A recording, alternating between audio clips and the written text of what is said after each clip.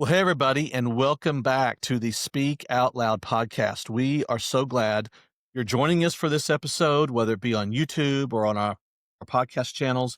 And we are thankful you're with us again as we have a chance to bring what we are really excited about, Stace, a conversation with some new friends in many ways, Mhm. but some friends that have an incredible story that we can't wait for you to hear tonight. Tonight we have with us Bret and Anne, and we are so thankful to have them on with us. There are so many times that we don't have a peace about having people on to share this space with us because we want you as our listeners to trust us. But we have had a piece about Bret and Anne, and we're just so thankful they're willing to join us tonight and talk with us about a very sensitive topic, only because people don't understand it That's and right. because people are not educated about it. Well, we're so thankful. Welcome, guys. And Brett and I have had a chance to work together for several years. And until a few months ago, Brett and I were just kind of emails, right? Mhm. Brett, we're in different states. We both work for the same nonprofit organization, but different parts of the country.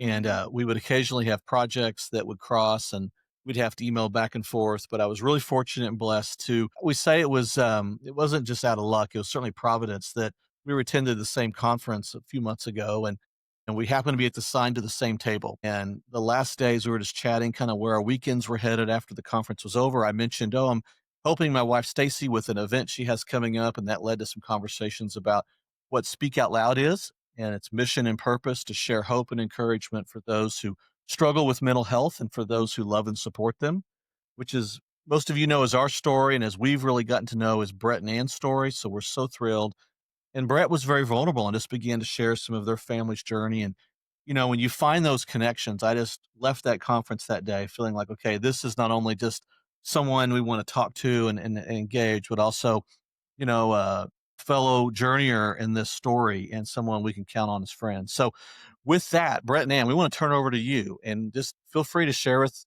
our listeners what you want them to know about you and yeah, a little bit about yourselves.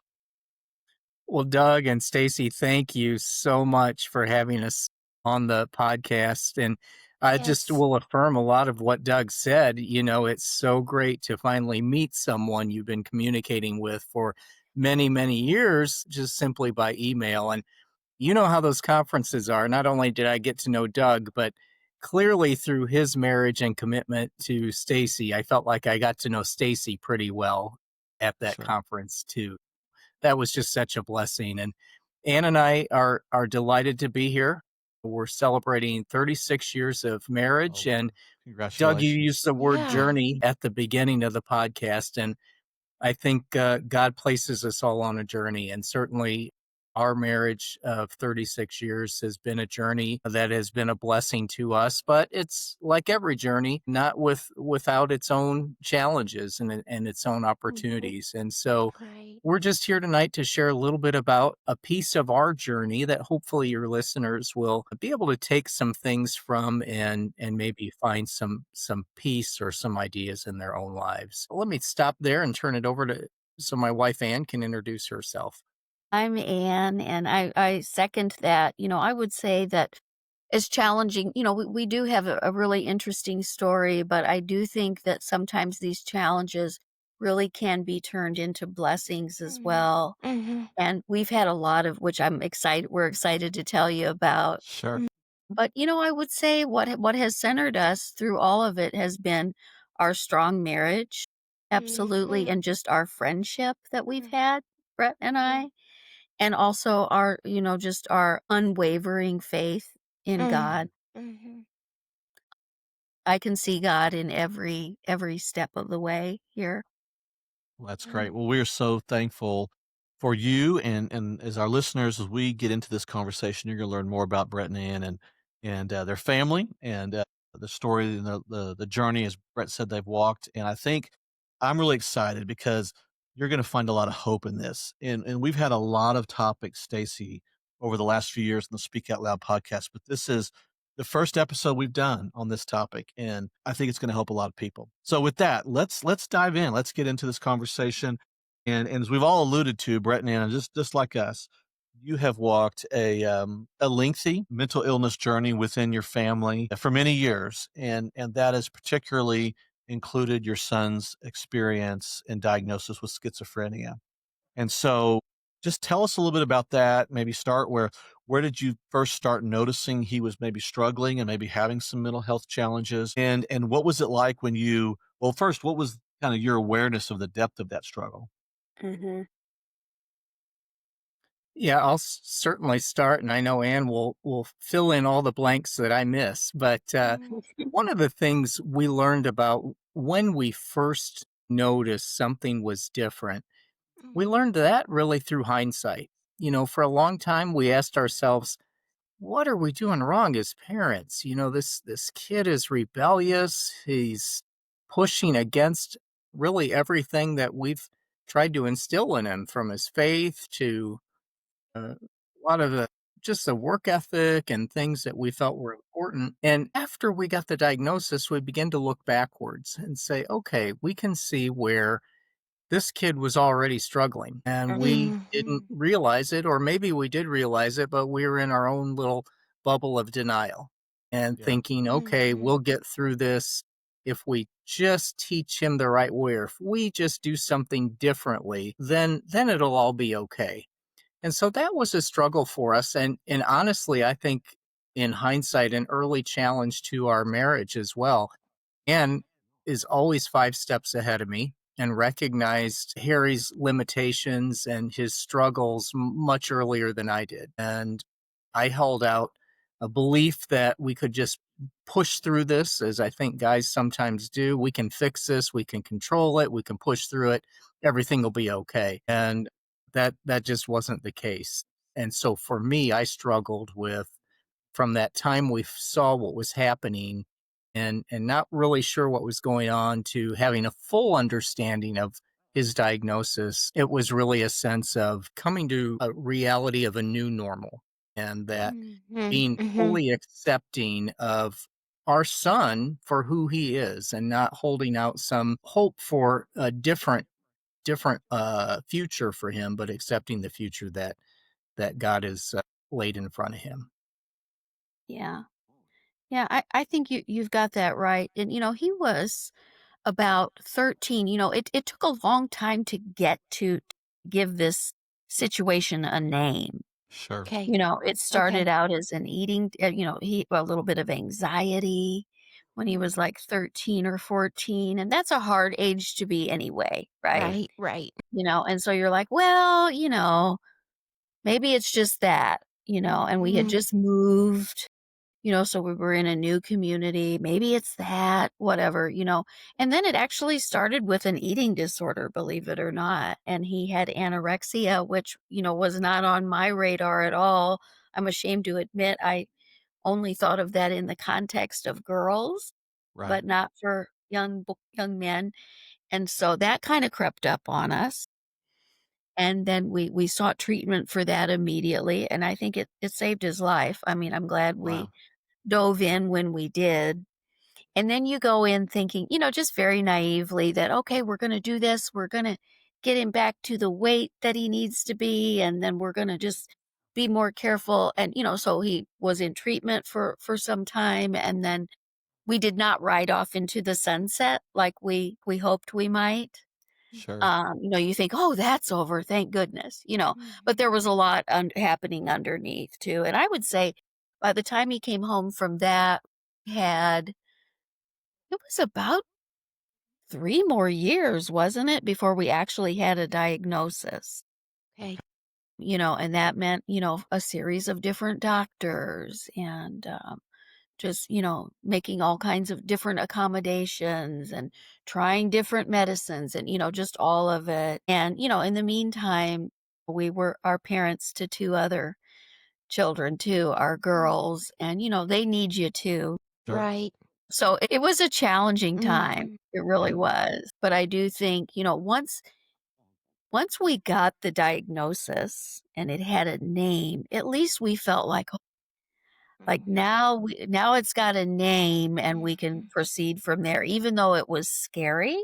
Right. When you hear schizophrenia, people come up with all kinds of, usually it's based in the media, Mhm. things that are just not really the reality. But of course you're scared in the beginning. And then we, just started to educate ourselves, which you have to do. Right. Yeah. But somehow something about being able to just know, "Okay, that's what it is. Now we now you can get in the ring and fight with it." Right. Well, I love how you say that, and I think that is such a shared experience as far as just, Mhm. at the beginning, not having necessarily the words or the language to describe it. I know for us going back all the 20 years or more so, it was, the only way we really need to describe what Stacey was experiencing was to talk about depression. And certainly Mhm, Stacey has struggled with depression, but there was so many other things layered into that mhm, and other things there that I think for a lot of families, when you're just diving into this, that can be one of the hard things to deal with is you may not have a really accurate diagnosis right out of the gate. Now, mhm. I do think treatment's getting better. I think there's more access to treatment, so sometimes you can get a more accurate, but you may discover that, okay, the starting point is not where, like you've said, where you have to deal with some things and then get to the deeper reality. And even for Stacy, I Mhm, think, almost 10 years into that, a doctor came to us and they talked about borderline personality disorder. mhm, And I remember arguing with the doctor. I mean, I was like, "No, that's not possible." Of course, I didn't understand what borderline personality disorder was, mhm. and it is unique and different from schizophrenia, certainly. But I think that's a shared experience that so many people go through. Is here's kinda how I describe it, but it's not necessarily we're getting into the heart over maybe several years, what's really going on. And so Right. for others listening, just if that's your walk and where you are, just know that you're not alone in that. That's Mm, something that's very common. I think it's interesting that we share the eating disorder piece. To me, the eating disorder in my life is what yells and screams so that that way we know there's something underlying inside that we can't hear yet. mhm. When I got that diagnosis, I was actually inpatient for eating disorder. Okay. So we knew there were other things going on, but that was a new diagnosis, and we were just like, another one. But then, like you're saying, we were able to start tracing it back, and it made so much sense that it was almost a relief, even in our nerves and fear of it. We were just like, now we can get tools, possibly. Now we can not play with so many broad medications that aren't going to touch it. It Exactly. became kind of like a light for us in that dark world so that we could start to really hone in on things. But Mhm. it's very interesting that that's how y'all began to see things show up in his life. That's an overwhelming diagnosis. Yeah. It is, and what was so interesting Brett said about the hindsight, but now knowing what we know about schizophrenia and its progressions and the many shapes and forms it can take, we can both look back and go, "Oh, remember that thing Yes. he did when he was a little boy?" Wow. Mhm. Mm, Yeah. And we just thought he was just quirky. You know Sure. mhm, what I mean? Or, whatever. And there were we can name very specific things. And we were like, oh my gosh, he's been experiencing this for quite some time, Yeah. mhm, but didn't have the words or I think in his mind, he's an extremely articulate young man. And he can say now that, he can describe his childhood and remembering things mm. that were going on then, and he thought that was normal, Wow. right? Yeah. Yeah. Yeah, you wouldn't know different. Well, Yeah. how did y'all react? How did your son react to this diagnosis? What was his response when y'all began to talk with him about it? Ann and Mm, Brett? Stacy, that's such a great question. And as we're talking, I was thinking about that. And for a long time, there was a layer of guilt on our son about these terrible thoughts he was having or these hallucinations he was having. And he felt like he was betraying God. He had come Mm, back to Mm, his faith and he thought, yeah. how can God love someone like me that has these terrible thoughts?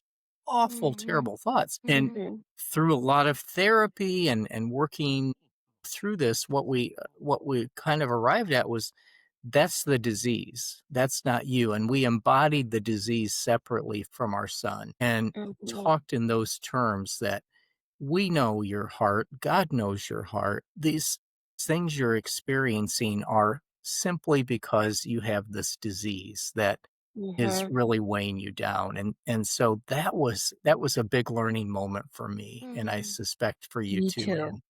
Yeah, it was, just to be able to separate the person from the disease, Yeah. because when you're being in a caregiving position like that can be so intense. Mhm. And it's just really important to, again, separate the person from the disease, the behaviors that are associated with that from the person, right? Yeah. Because it, and doing that helped us, I think, find grace for Mhm. ourselves and for Yeah. him, right? Because then you feel a little bit ashamed that you're exhausted or Sure. you just can't take another crisis. Yeah. You know what I mean? You're just like, I'm not meant for this, God. I can remember having many times saying, He needs someone stronger than me. Yeah. I Wow. can't do this. But when you separate it out and make it, you realize, one thing that I used to say it to him all the time. And sometimes he wouldn't remember, and we'll talk a little bit about that. But I used to say, and when you have a mama's heart, I used to say, I've had a good life, God. I've had all the good things.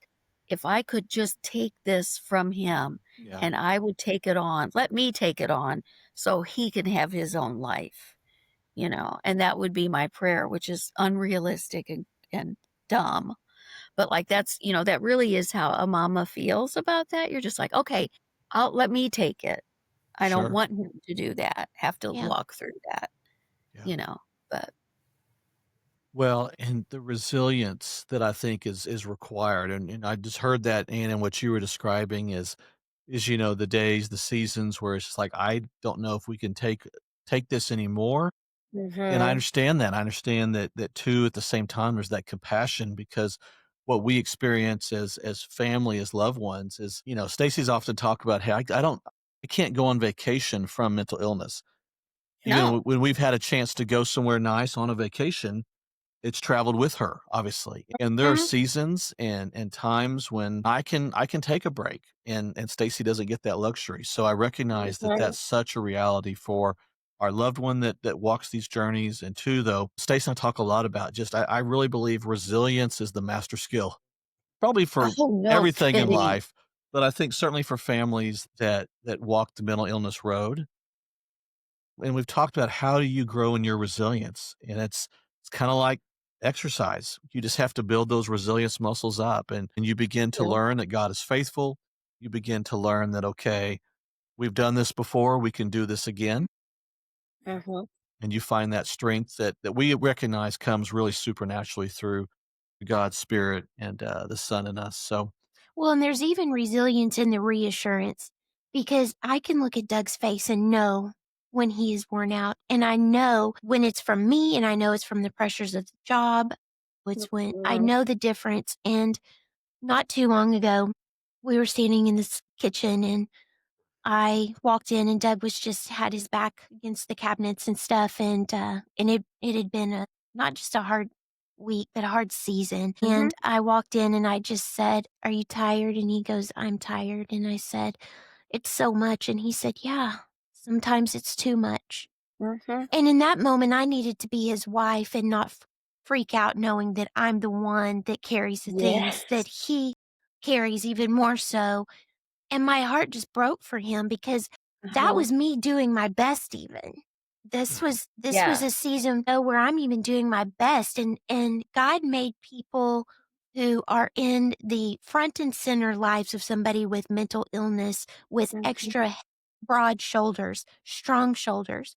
But it doesn't mean that you're still not people just going, I see my loved one struggling and I see them doing their best, but it's Yeah. still more than I can carry right now.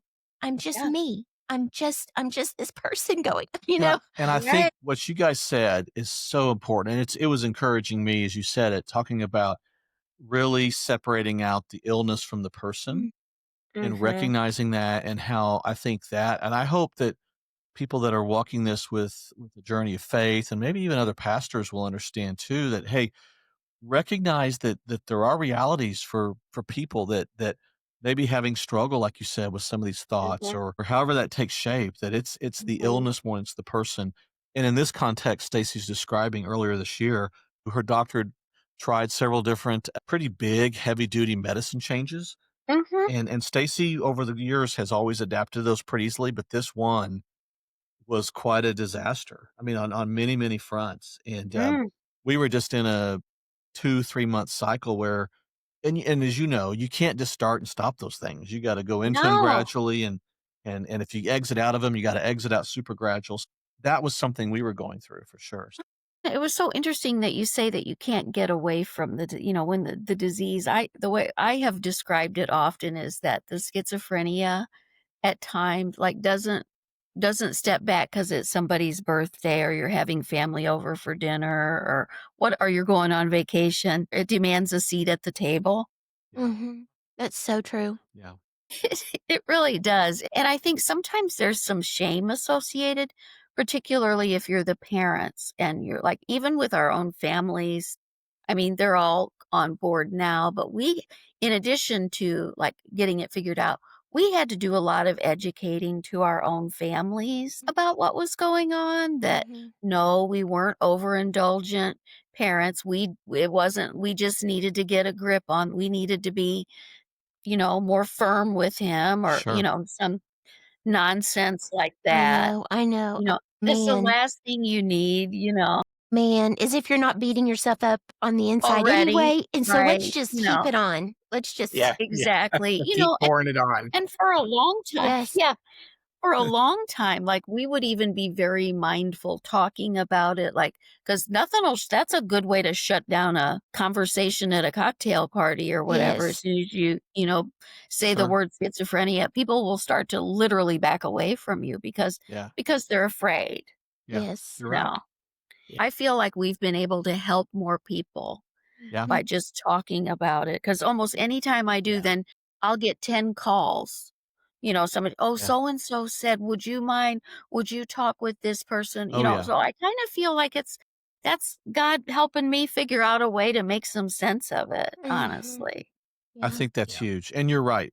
It's amazing to me, and Brett, even I think we shared this conversation a little bit at that conference probably 50% of the time when I start and I can speak openly and publicly just like you can Mhm. because Stacey and the credit goes to her. Stacey is very open about her journey, and so when I do, at least 50% of the time, there's a connection with somebody. And if it's not somebody in Yeah. their immediate family, there's a friend, there's a niece, there's a nephew, and all of a sudden, it's like, hey, some people will just kind of blow it off, or like you said, it makes them nervous, they back away. But I can't tell you how many times, even in random conversations, it's been like, okay, God, that was an open door that I'm really glad I took because you wanted me to do that. I realize now.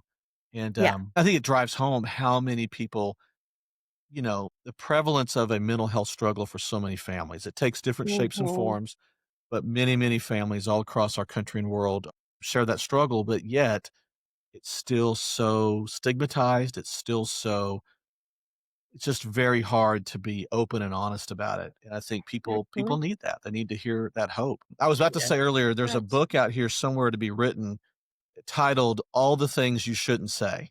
Yeah. Right. And Oh and my maybe goodness. we'll all have to team together on that book one day. So I Yeah. yeah, think yeah, There you so. go. Yeah. yeah. Right? Oh my It's out there. goodness. Yeah.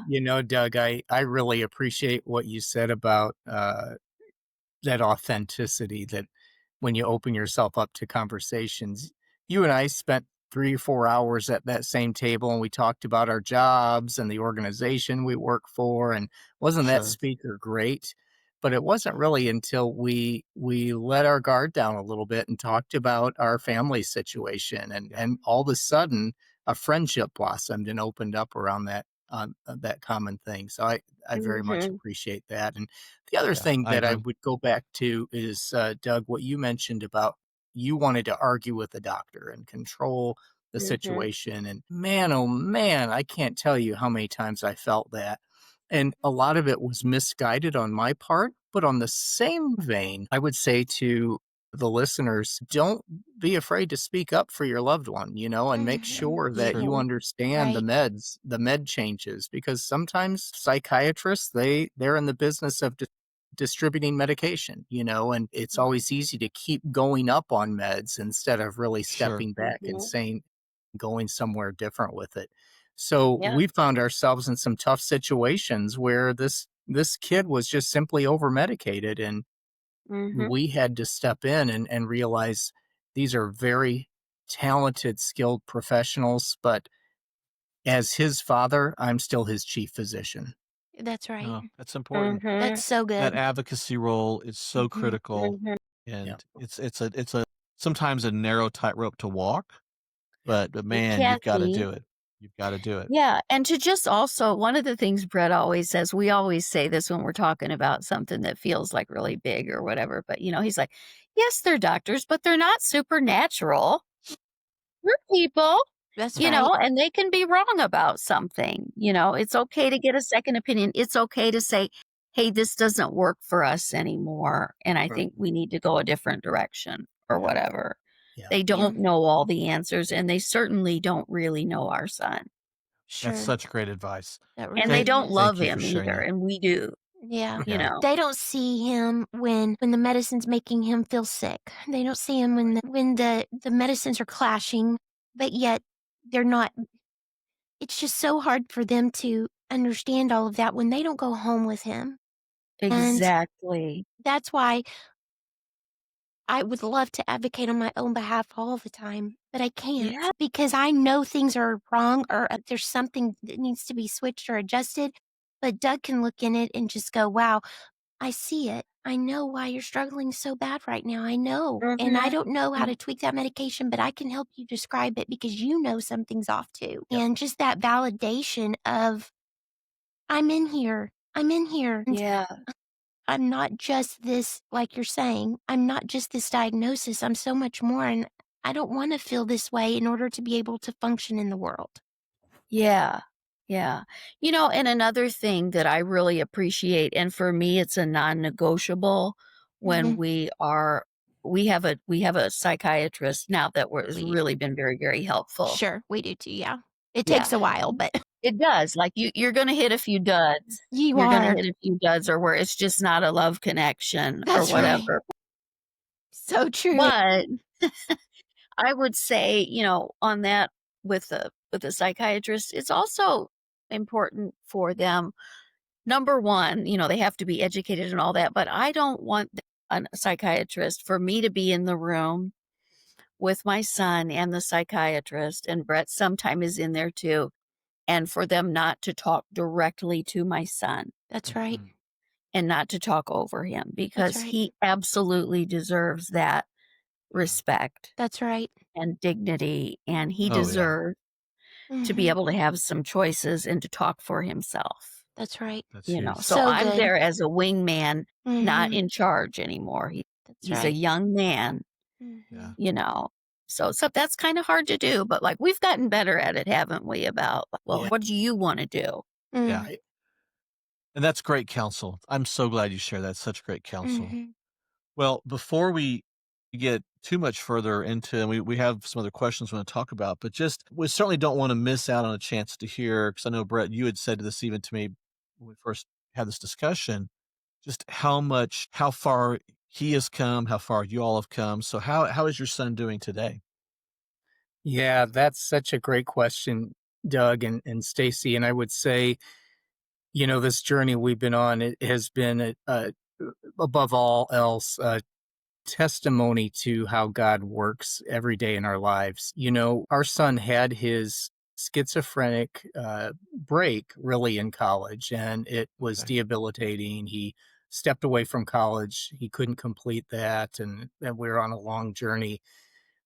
And, realizing and coming to terms with where he's at and where he's going, but also being faithful to where he can be if we turn it over and give it over to God. And I'm so grateful for that because now we're seeing this young man do i- a lot of things that weren't possible 3, 4, 5 years ago to really live a solid, happy, independent life. He's plays in a rock and roll band. He That's awesome. is very active teaching Sunday school to seventh graders of all people. Okay. Mhm.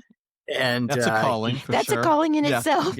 absolutely Mhm. he's in an improv troupe, so he has a Okay. artistic flair, but also Yeah. a Mhm. need to serve God, and so we are so grateful.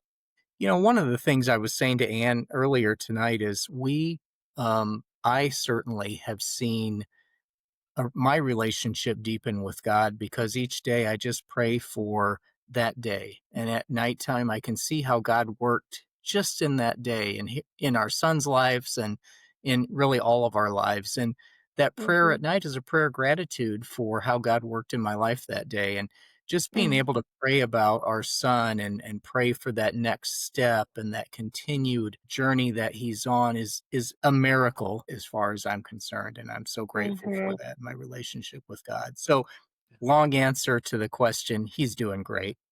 Yeah. He That's is. awesome.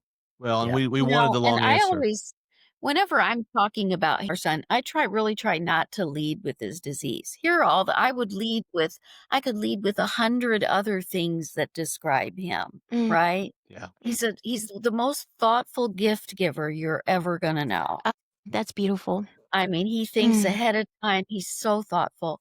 He is, a talented musician, he loves the Lord. mm, He studies the Bible voraciously. He's a voracious reader, a voracious writer. I mean, he's a really skilled writer, communicator, and things like that. And all of those, I feel like we can put that in the sidecar. It's part of the story, but again, not the end, right? Like that's right, just a journey that and it will be, right now there is not a cure right, for schizophrenia. He'll take medicine his whole life, but we know he doesn't need to take too much, Sure. right. Yeah. you You lose know? him in it. You can lose him in it. Absolutely. He was a zombie, and Yeah, so I think one thing that I would want for people to know is that it does not necessarily mean that you are a danger to others if you have schizophrenia. okay, That's okay. something that's in the movies. Yeah. That's Mhm, not real. I'll tell you what we've experienced, what's much more prevalent, was the impact that it can have on your cognitive function. And for us, that was the most heartbreaking piece of it m'kay. Yeah. because you can look, you can Google this, but I can remember, hearing about it that actually they can show you a scan of the brain for a young man of a certain age or whatever with schizophrenia and without, and there are physical changes to the brain Mhm, Right. that take place. So watching some of that cognitive decline mhm, was the hardest part for us. I think the hardest part for him were the auditory and visual hallucinations. Yeah. oh, yeah, That would be yeah, very, very scary. And if I could just pick up on that, the and describe the auditory and visual hallucinations. And those are really symptoms of schizophrenia. And so many times schizophrenia is miscast as someone mhm, who has sort of a split personality and I have a schizophrenic thought about should I do this, shouldn't I do it? That's not schizophrenia. And yeah, part of it is schizophrenia started out as a much broader catch-all term that now has gotten more and more defined as its own clearly defined disease. So it's something that I think is still a little bit of a taboo in the mhm, American psyche, and that's unfortunate. But we've Mhm. known and seen so many people who struggle with that disease lead really important, productive, loving, caring lives. And so I would just say to our listeners, think of the disease as a disease and not as an evil person who is a threat to you, because that's just not been our Mhm. experience. Yeah. Mm-mm. yeah, And I think that leads so perfectly into, and you're already answering that. So I just wanted to, if there's anything else that'd be helpful to share that you want to share. Um, that next question was going to be, what do you want the listeners to know and understand about schizophrenia? And then second part of that is, what are those common misunderstandings that can make recovery harder? I mean, most importantly, Mhm. it makes it harder. We need to be aware of, we don't want to make it harder for the one that struggles. And Right. secondly, just for their families too. And I think you've hit on it. Unfortunately, in all areas of mental illness, the media, I think it's changing, but I've watched reruns of shows from 20 years ago and they're making fun of things that it's offensive now because it's like, my wife Right. fights that battle every day and it's not a punchline to a Exactly. joke. But help us know a little bit more about that if you would, and just what are some things you'd want to share about that? One of the things that was the hardest part, I think, for both of us to see, and some of that is changing now because he's feeling so much better and he's kind of, I would say that we're certainly have things managed. But just it's important for people to know that when you have a disease like schizophrenia, it is extremely isolating Mhm. because people are afraid. Ignorance equals fear Yeah. equals avoidance, and that means isolation for that Mhm. person. That's the last thing a person who has schizophrenia or any mental illness needs, is to be even more isolated. Unfortunately, with schizophrenia, particularly for young men, it hit our son at the classic time. It can hit women, there's a longer window of time typically, but it hit right at a time when most of his peers were just, they aren't bad people, but they are not emotionally equipped to deal with that. Right. Right. And so therefore they just drop off. Mhm. And I think that that was very, very hard for our son and for us to deal with, because you're already dealing with so much, and Mhm. then to just be kind of isolated because people don't know how to respond. Sure. Yeah, I would agree. And, doggone it, that's the downside of being married to somebody for 36 years. If they speak first, they take all the good things that you're going to say. So I would Oh. just maybe say what Ann said in a little bit of a different way. And, think how you would feel if people recoiled from you when you came in the door, or if people tried their best to end a conversation and move on from you as quickly as Mhm. they could. And regrettably, that's what happens. We often talk about, man, oh man, I wish he had some visibly outward ailment that people Mhm. could see and understand better than this inner Mm. torture he struggles with. And really said it. Fear can be a great isolating thing, and that's the exact opposite of what people need when they're struggling. It's Mhm. almost like grace is redefined when it comes to something that you cannot see in a person, as opposed to Mhm. someone who comes in with an ailment that is obvious.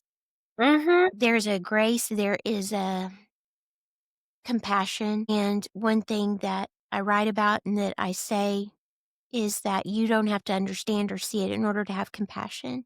If we wait Right. for that understanding and that validation in order, for us to be able to conjure up about someone else's suffering, then a lot of times it just doesn't happen.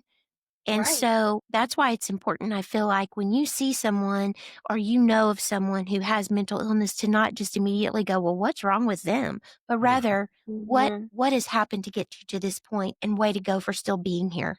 Oh, Way yeah. to Mhm. Oh, go yeah. for choosing to live and walk this out, even though people have no idea what it took for you to walk outside the door in the morning, much less commit to the day upright, you know? Right. And so it's us offering grace to other people, but us also praying that people will give us grace as well. Mhm. It I takes a love lot of that, Mhm. guts to Stacy. live in it. Yeah. Me It really Yeah, does. too. yeah. No, I love that. I think that's just so beautifully said. Thank you. Yeah. Sure, I sure. always tell I always tell our son that he's the most courageous young man I've ever known. And that really is true because, like you just said, Stacy, he gets up there are a lot of people would give up Mhm. or would, choose other, but the fact that you're getting up, you've decided to and you're going to make something out of the day, you know. Knowing largely what it could look like, Right. you know? Yeah, It's exactly. not everything because of the Lord's Right. provisions and everything like that, Yeah. but largely knowing that I am gonna sit down and there is gonna be food on the plate that I need to consume no matter how sick it makes me feel to even look at it. It's Right. just things that people don't know, the battles that are going on in your mind, but also the intervention that God's creating in your mind so that you can continue to walk it out, even if your walk looks more like a shuffle. You're still making those steps Mhm. happen. Absolutely. Yep. Yeah. I believe that everybody's experience and answer might be different for this, so we want y'all's answer, Brett and Ann. What are the signs or symptoms of schizophrenia that family members can be aware of in your family when your son may be really having a hard time? Yeah, I think what we have seen is still one of the symptoms that he struggles with is mood swings. Okay. One moment can be very high and animated and life is good.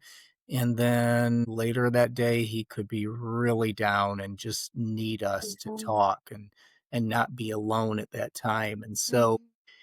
I think if folks could just kind of get be sensitive to where the person's at and be sensitive to maybe how you can add and provide some grace and mercy to that person based on Mhm. where they're at, because that what they experience is a dramatic representation oftentimes of what other people without that disease might experience.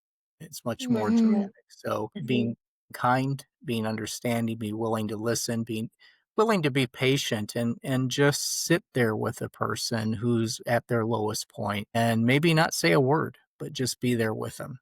Mm. Wow, that's That's good. so good. Mhm. In my the book I just wrote, one of the chapters is called The Ministry of Not Fixing People. And just being in the moment with them and sitting with them, it's almost like people will come up and say, "What do you need?"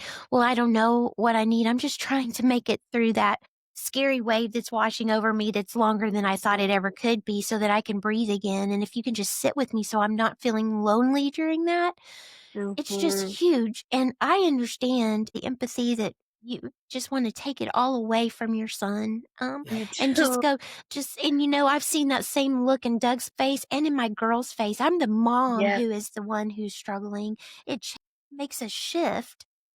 I'm not Mhm. saying it's better or worse, it's just different when it's your mom. You grow up really Mhm. fast when your mom is the one who has mental illness, I feel like. And for them to sit with me and not try to fix me in those moments shows this overwhelming feeling of love for me that they're going, Mhm. "We're not scared of you. We've done this before. We have a really good track record of sitting with you during this and getting through it with you. And then you can talk about it if you want, but if not, we'll just go on, with Right. what we're doing instead of making this decide the whole day unless it wants to, you know? Mhm. That's really I find it interesting. hard to believe, Stacey, that you wrote that chapter, The Ministry of Fixing It, before you knew me, because I am, Yeah. for a long time, I was the king of just wanting to fix everything and be Yeah. strong and, It's self-reliant. painful. It's Yep, painful to watch. And so I think as Mhm. family members, especially, you just go, God, can you just please take this from them? We yep, love them so much. And I can look at Doug and I can know he's just going, I'm tired. Imagine how tired Stacy is of this Yes. happening. I think the yeah, temptation Mhm. is and I think it's based on personality, it's based on just a person's bent, and sometimes maybe even different for men and women, for moms and dads, or different perspectives. But I've really seen it kind of goes one of two directions. I can see, particularly in Stacy's eating disorder journey, I've heard so many stories about dads that have just kind of completely disengaged because it's like, well, just eat what's in front of you. Why can't you just eat? And Mhm. we know it's Mhm. so much deeper than that. But yep, because they can't fix it, it's like, well, if I can't fix, I failed. And so I don't want to fail. So I'm just going to Mhm. disengage. Or the other side of that coin is, hey, if they can't do it, I'm going to do it for them. I'm just going to take this Mm. on and control this. And there's got to be that balance in there because as much as we want to, there is that element of agency that we can't do it all for them, no matter what that Mhm. recovery looks like. So And if you're the one who is listening who suffers, struggles, we've talked about we're still in here. Pray for those who God has in your life that they will have wisdom and the ability to hear God on what they need to do and to have the peace when they're not supposed to do anything.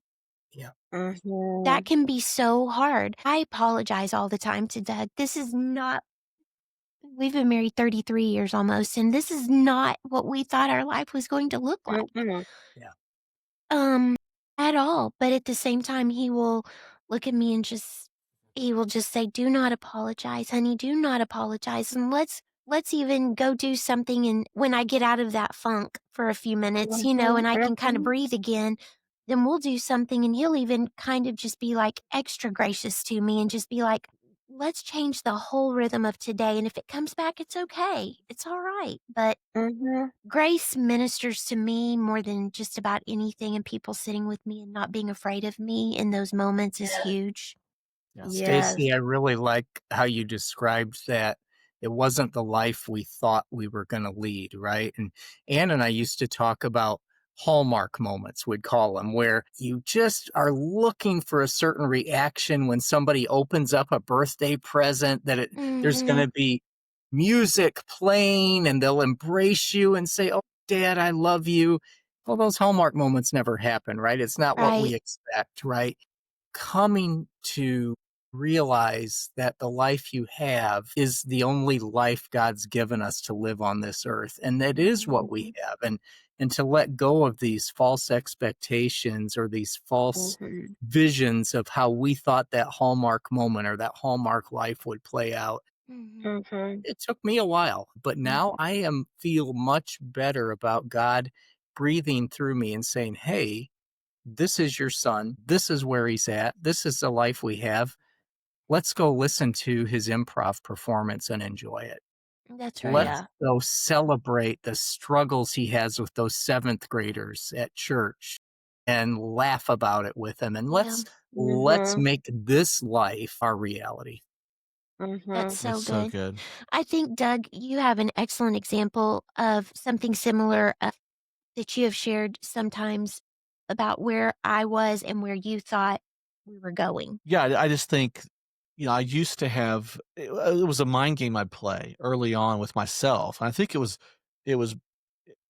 Brett, you talked about denial, and I think it was a blend of denial and maybe some just self-protection for us as a family, but I was always thinking like, "Okay, 6 months from now, a year from now," and I think it's any kind of suffering we go through, we want the fastest way out of it, right? And I've talked to mm, people that have nothing to do with mental illness, and they'll talk about maybe a battle their family's facing, and it's like, "Well, we're gonna do this, and we're gonna do this, and a month from now, 3 months from now." And we finally just said, "I had to stop putting timetables on Stacy because those are mhm, unfair, those are just pressure." And ultimately, it became like you just said, and maybe it was a little bit of just grieving the life we had hoped for, thought we were gonna have, those expectations, mhm, and Yeah. accepting the life we were given. But yet, even in the midst of all that, you're right. God is giving us a life that, and Stacy's mhm, incredible in this. It's like, what if this is forever? Well, this is the life I've been given. God's given this to me. And there is so much good. And I'm amazed at the joy she finds and the hope she lives and the love she just pours out on all of us and others. And yes, if we could be free of this, if she could be free of us, we'd want that and do it in a heartbeat, just like you said, Ann. But at the same time, mm, mhm, there is there is faith, and I can rest in the faith that Stacy, that your son for eternity will celebrate a clear mind and mhm, and all the incredible things God's going to do through them when we get mhm, to look back and this was just a blip. And that's the faith we have to live in now. And that's why we choose mhm, to live out of the middle instead of going, well, when I'm nice and tidily healed, the way it needs to look like to other people for them to feel comfortable around me all the time, we would miss so mhm. much. What about the in between? What Right. what about the desert? What there's so much beauty in the desert of mental illness, I feel like, Mhm, that the mountaintops are great, but where's the teaching and where is where people come to your aid and to your side, and it's in the desert. And right. there's so much in the middle. Why waste it? Why waste it? Right. I agree. I agree. And we've made great friends. We have some very dear, we've met some just lovely people, just like meeting you. And, it's also helped us really identify who our friends really are, Sure. the people who are in it with you and Yeah. don't shy away from it and, you know, actually ask Yeah. how things are going instead of Mhm. just avoiding it. And so we've just learned some of this probably has nothing to do with the disease and much, much more about just getting older.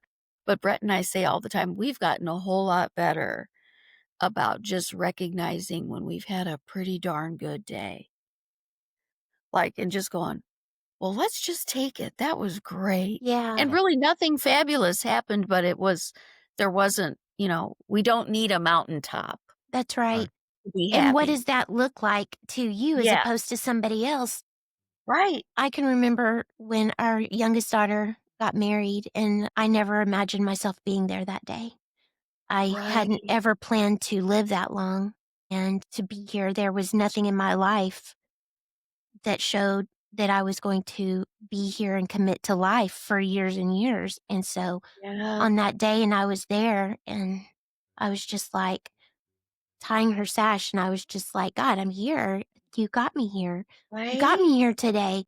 It's just, daggone it, it's just amazing sometimes that I look at it and It just go, is. God, you knew I was gonna get to be here today, but for years I did nothing that said that would help that happen, and you knew what today would have been like for Riley and Shelby and our Right. family if I wasn't here, and thank you for this moment. Thank you for the Yeah, celebrations, the many celebrations with Shelby, with your son and everything. You just yeah. you they're you're celebrating different things than other people celebrate, and it's wonderful.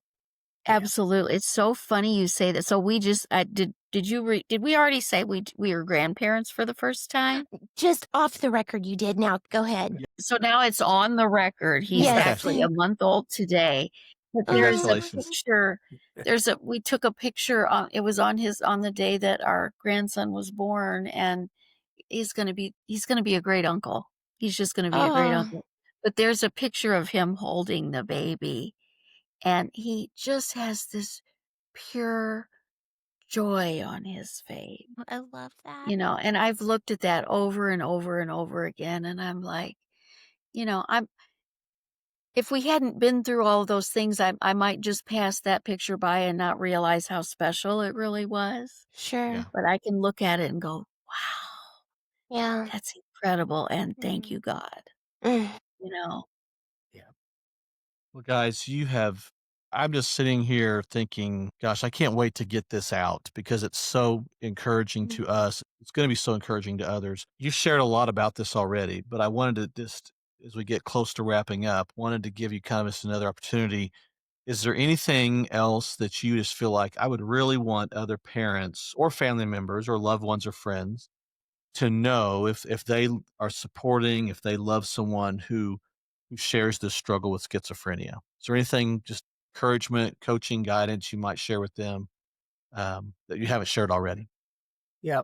I think of two things, Stacy and Doug. One is oftentimes in a caregiving situation, someone is identified as the strong person, right? Who's going to be there for everybody and take care of everything and Mm. all that. And for whatever reason, a lot of times I found myself in that role with my parents at the end of their lives and so on Mhm. and so forth. And that's great. It's great to have someone that other people can lean on, but I would also say remember that, you're in this together and Mm. even the strong need a moment of peace and grace. And so give yourself that grace. Let your family know what this means to you, that your Mhm. loved one has this issue, and don't avoid talking about it, because I think the more people you can bring in and educate and enlist on your team, all of a sudden you don't really have to be the strong one anymore, because Mhm. you Mhm. built that bench of people who are caring, who get it, who understand, and who are in it to win it with you.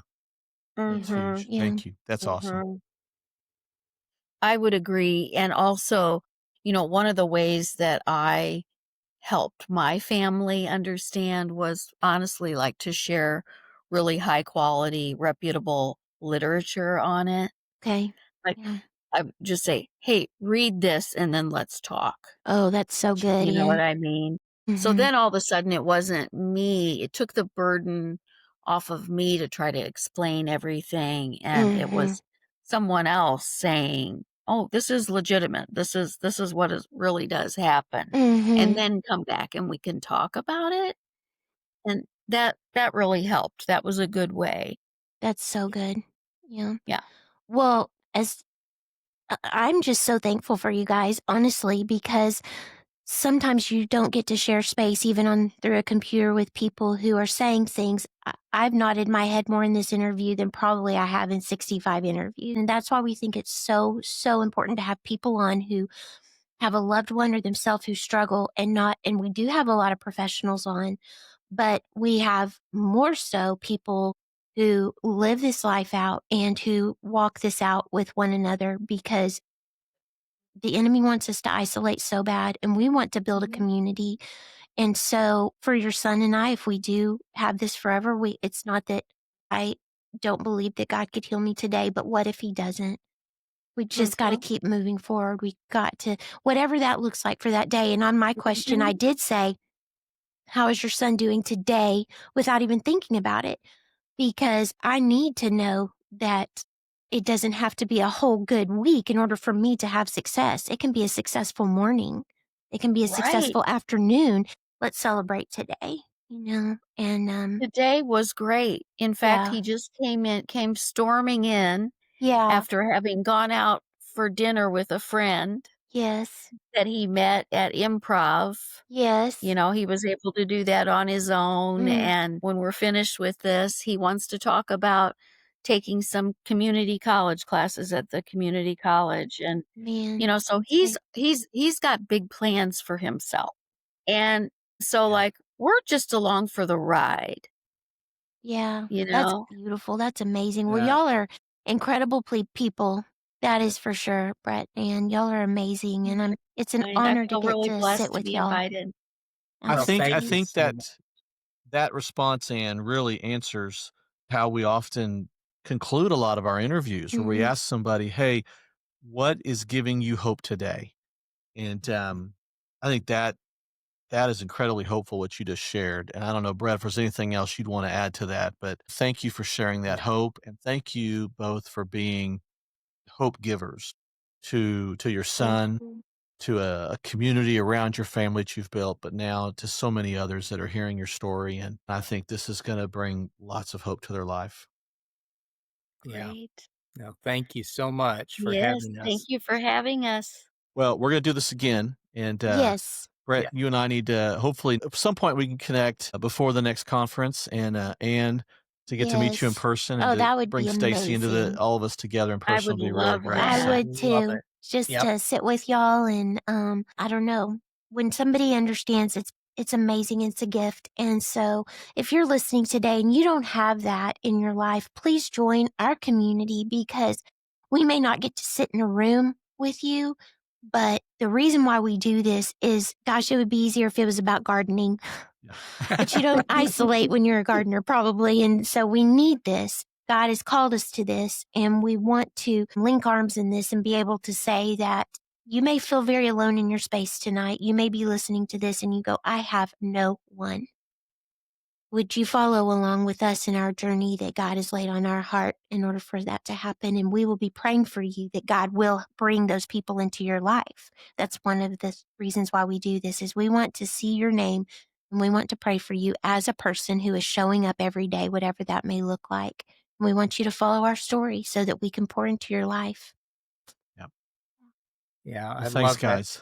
Stacy. And Stacy, God calling us, I think what you said is spot on. And God's called you and he's called me and he's called our son and we each have a purpose that maybe sometimes we don't see. Mhm. And remembering Mhm. that there's a whole side of this life that's God ordained and not Brett or Ann or Stacy or Doug ordained, Yeah. that we have a purpose. And that's something, throughout the Bible, God has used imperfect people for his purpose. And God is using us, the four of us, and our son, and all the other people out there who feel isolated or feel different or imperfect. God's Mhm. using you too. Yeah. Thank you for that, Thank Brett. you for that, Brett. And we are so thankful, guys. God bless you all. And until the next time, we're out for the Speak Out Loud That's podcast. right. Thanks, you guys. God bless.